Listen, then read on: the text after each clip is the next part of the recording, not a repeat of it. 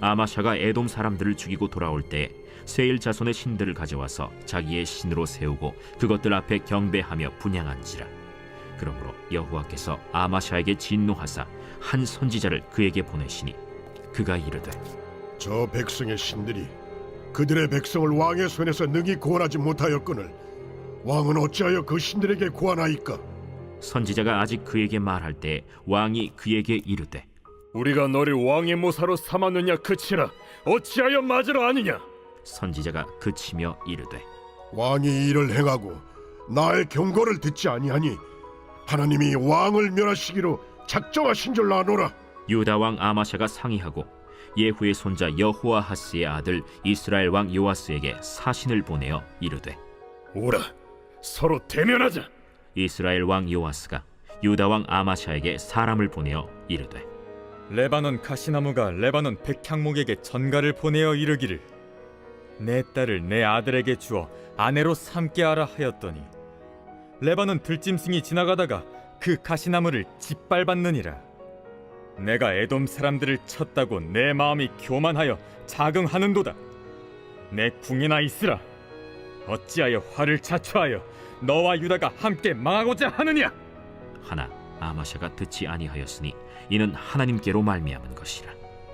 그들이 에돔 신들에게 구하였으므로 그 대적의 손에 넘기려 하심이더라. 이스라엘 왕 요아스가 올라와서 유다 왕 아마샤와 더불어 유다의 벳세메스에서 대면하였더니 유다가 이스라엘 앞에서 패하여 각기 장막으로 도망한지라. 이스라엘 왕 요아스가 벳세메스에서 여호아하스의 손자 요아스의 아들 유다 왕 아마샤를 사로잡고 예루살렘에 이르러 예루살렘 성벽을 에브라임 문에서부터 성모퉁이 문까지 400규빗을 헐고 또 하나님의 전 안에서 오벳에돔이 지키는 모든 금은과 그릇과 왕궁의 재물을 빼앗고 또 사람들을 볼모로 잡아가지고 사마리아로 돌아갔더라. 이스라엘 왕 요아하스의 아들 요아스가 죽은 후에도 유다 왕 요아스의 아들 아마샤가 15년간 생존하였더라. 아마샤의 이외의 처음부터 끝까지의 행적은 유다와 이스라엘 열왕기에 기록되지 아니하였느냐. 아마샤가 돌아서서 여호와를 버린 후로부터 예루살렘에서 무리가 그를 반역하였으므로 그가 라기스로 도망하였더니 반역한 무리가 사람을 라기스로 따라보내어 그를 거기서 죽이게 하고 그의 시체를 말에 실어다가 그의 조상들과 함께 유다 성읍에 장사하였더라.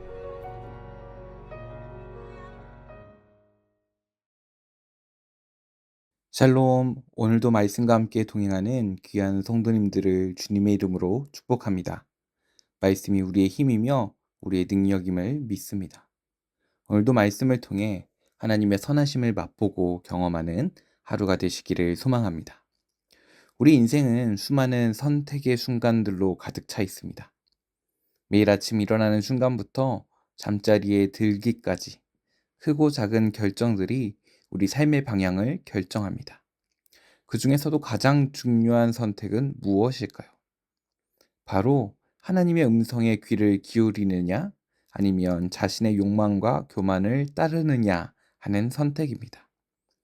오늘 우리가 함께 살펴볼 역대하 25장의 아마샤 왕의 이야기는 바로 이러한 선택의 중요성을 극명하게 보여줍니다. 승리의 정점에서 하나님을 버리고 우상을 택한 한 왕의 비극적인 여정을 통해 우리 자신의 삶을 돌아보는 소중한 시간이 되기를 소망합니다. 이 아마샤 왕은 유대의 9대 왕으로서 25세의 왕위에 올라 29년간 통치했습니다. 그의 통치 초기는 상당히 유망했습니다. 25장 2절에는 아마샤가 여호와 보시기에 정직히 행하기는 하였으나 온전한 마음으로 행하지 아니하였더라 라고 기록되어 있습니다. 완전하지는 않지만 적어도 하나님의 길을 따르려고 노력하는 사람이었습니다. 특히 주목해 보아야 할 것은 그가 아버지를 죽인 신하들을 처벌할 때 모세의 율법을 따라 그들의 자녀들을 죽이지 않았다는 점입니다. 이는 그가 하나님의 말씀을 존중했다라는 것을 보여줍니다. 또 에돔과의 전쟁을 준비하면서 이스라엘에서 용병 10만 명을 고용했다가 하나님의 사람의 경고를 듣고 그들을 돌려보냈습니다. 여기에는 100달란트라는 거금을 잃는 중요한 또 어려운 결정이었지만 그는 하나님의 말씀에 순종했고 그 결과로 에돔과의 전쟁에서 큰 승리를 거두었습니다. 소금 골짜기에서 세일 자손 1만 명을 물리친 이 승리는 아마샤에게 큰 자신감을 주었습니다. 하지만 그 자신감이 안타깝게도 그가 영적 몰락을 하게 하는 시작점이 되었습니다. 오늘 본문 14절에서 우리는 충격적인 장면을 마주하게 됩니다. 아마샤가 에돔 사람들을 죽이고 돌아올 때에 세일 자손의 신들을 가져와서 자기의 신으로 세우고 그것들 앞에 경배하며 분향한지라. 이게 무슨 말입니까? 도대체 이게 무슨 일이겠습니까? 참으로 이해하기 어려운 행동입니다. 하나님의 도우심으로 에돔을 물리쳤는데 오히려 자신이 정복한 민족의 신들을 가져와서 섬기기 시작했습니다. 이는 마치 전쟁에 승리한 장군이 패배한 적군의 무기를 가지고 와서 자신의 왕을 공격하는 것과 같습니다. 아마샤는 왜 이런 선택을 했을까요? 아마도 이 승리를 자축하기 위해 본인이 그 신들을 가져왔을 수도 있고 또 영적인 분별력이 없다 보니 어느 것이 옳은 것인지 판단을 잘못 내렸을 것입니다. 또 에돔의 신들이 그 지역을 다스리는 능력이 있다고 미신적으로 생각할 수 있지만 그 모든 결정의 이유가 무엇이든 그것은 잘못된 결정이었습니다. 하나님은 아마샤의 어리석은 선택을 그냥 두고 보지 않으셨습니다. 15절에서 16절에서 하나님은 선지자를 보내어 자신의 강력한 경고를 전달하셨습니다. 여호와께서 아마샤에게 진노하사 한 선지자를 그에게 보내시니 그가 이르시되 저 백성의 신들이 그들의 백성을 왕의 손에서 능히 구원하지 못하였거늘 왕은 어찌하여 그 신들에게 구하나이까 하며 선지자가 아직 그에게 말할 때에 왕이 그에게 이르되 우리가 너를 왕의 모사로 삼았느냐 그치라 어찌하여 맞으려 하느냐 하니 선지자가 그치며 이르되 왕이 이 일을 행하고 나의 경고를 듣지 아니하니 하나님이 왕을 멸하시기로 작정하신 줄 아노라 하였더라. 이 선지자의 메시지는 논리적으로도 명확합니다. 에돔의 신들은 자기 백성조차 구원하지 못했는데 어떻게 아마샤를 도울 수 있겠습니까? 이 아마샤의 행동이 얼마나 비논리적이고 어리석은지를 지적하는 것입니다. 그러나 아마샤 왕의 반응은 참으로 유치합니다. 우리가 너를 왕의 모사로 삼았느냐? 그치라 어찌하여 맞으려 하느냐? 어찌하여 맞으려 하느냐? 맞고 싶지 않다면 그만 말을 하라. 우리가 때때로 페트 폭행을 당할 때에 그것이 너무 우리의 마음을 힘들게 할 때가 있지 않습니까? 그것처럼 아마샤 왕도 선지자의 말이 맞다는 것을 알고는 있었을 것입니다. 그러나 아마샤 왕의 교만이 그 말을 인정하고 듣게 하지 않았습니다. 아마샤 왕의 교만은 여기서 그치지 않았습니다. 17절에서 24절 말씀을 보니 요아스 왕에게 사신을 보내서 오라 우리가 서로 대면하자라고 도전장을 냅니다. 요아스는 오히려 아마샤 왕에게 현명한 충고를 보냅니다. 내가 에돔을 쳐서 파하였다 하여 내 마음이 교만하여 자긍하도다. 내 궁에나 편히 거하라. 어찌하여 화를 자초하여 너와 유다가 함께 망하고자 하느냐. 그러나 아마샤는 이 경고마저 무시했습니다. 결국 베세메스 전투가 벌어졌고 유다는 이스라엘에게 크게 패배했습니다. 아마샤는 포로가 되었고 예루살렘 성벽은 400규빗이나 무너졌으며 성전과 왕국의 보물이 모두 약탈당했습니다. 아마샤의 이야기는 결국 비참한 결말로 끝납니다. 25절에서 28절 말씀을 보면 그는 요아스가 죽은 후에도 15년을 더 살았지만 결국 예루살렘에서 반역이 일어나 라기스로 도망갔다가 그곳에서 살해당했습니다. 아마샤가 여호와를 버린 후로부터 예루살렘에서 무리가 그를 모반한 거로 그가 라기스로 도망하였더니 모반한 무리가 사람을 라기스로 따라보내어 그를 거기서 죽이게 하고 여기서 주목해야 될 부분은 아마샤가 여호와를 버린 후로부터라는 표현입니다.